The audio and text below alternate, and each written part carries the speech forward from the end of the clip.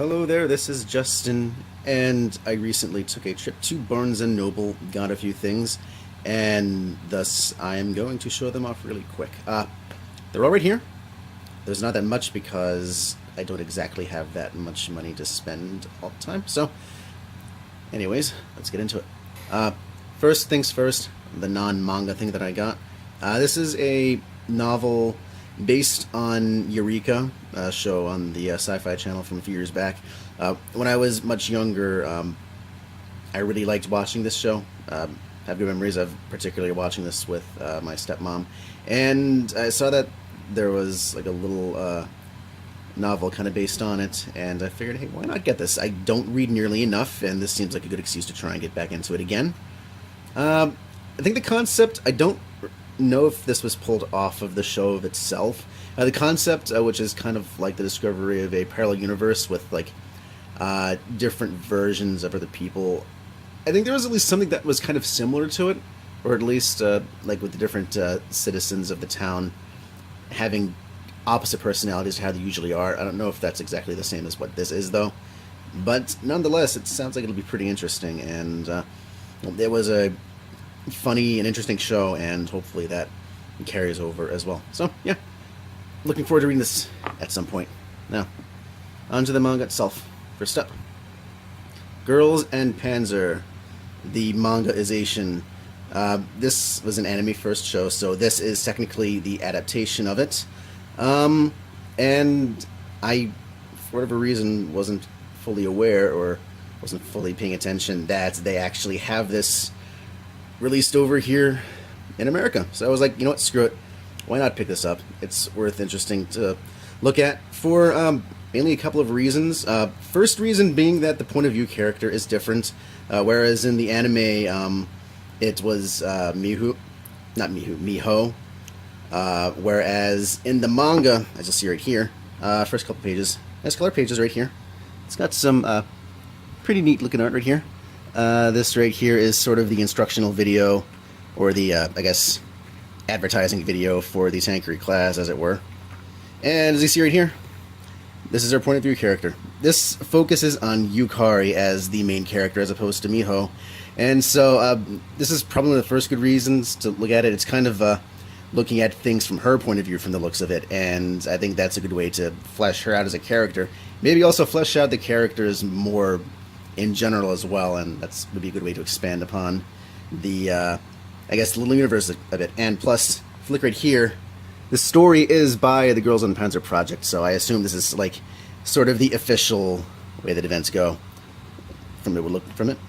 And so yeah, and plus the second reason why I'm interested in this is that in the original anime there was a particular fight that they skimped over, and which is only finally going to be actually shown through an OVA that's coming out this summer. Whereas this manga, from what I've read, actually has that fight, which is the second fight in the Tankery tournament, which was skipped over in the anime. If I remember correctly, I think rather than like sort of it's a trade-off, whereas the manga skips over the first fight for the sake of showing the second fight. And so, well, I already seen the first fight in the anime, so it'll just be interesting to see how that works out. So yeah, it's not too bad. Art's decent. Probably still better in the anime itself, but overall, still a pretty good deal. Hopefully it's interesting enough. If it is good, then I'll continue collecting, but for the now, it's just kind of an experiment. So, alright. And last, Parasite, Volume 1, by Hitoshi Iwaki. This was one that I read about while reading online, I guess. This was something from sort of a few years back, and someone wrote about it, about how good it was as, I guess, sort of, I guess, kind of as a classic. And it sounded pretty interesting, and I saw that it was there, and kind of once again, I was like, let's take a shot at it. And so I did, and I actually just read the entire first volume today. It's about 9 chapters. And yeah, this is pretty good. I'm definitely going to want to continue this. It's kind of a invasion of the body snatchers kind of plot, where these pods from space come down to Earth, and the pods contain these sort of worm-like creatures that try to burrow in the head of the people, and basically take them over as parasites for them. Like, they eat their brain and take place of their bodies, while also then being imbued with these freakish sort of abilities. And let's see. So, yeah, kind of stuff like this, where their head gets all deformed, eyes in places that they shouldn't be.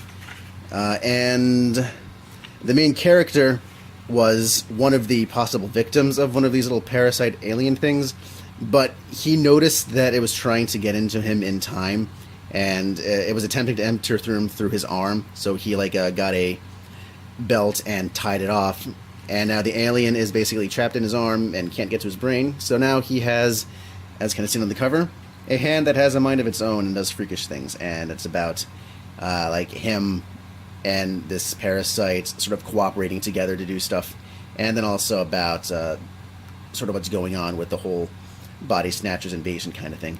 And it's pretty damn good so far.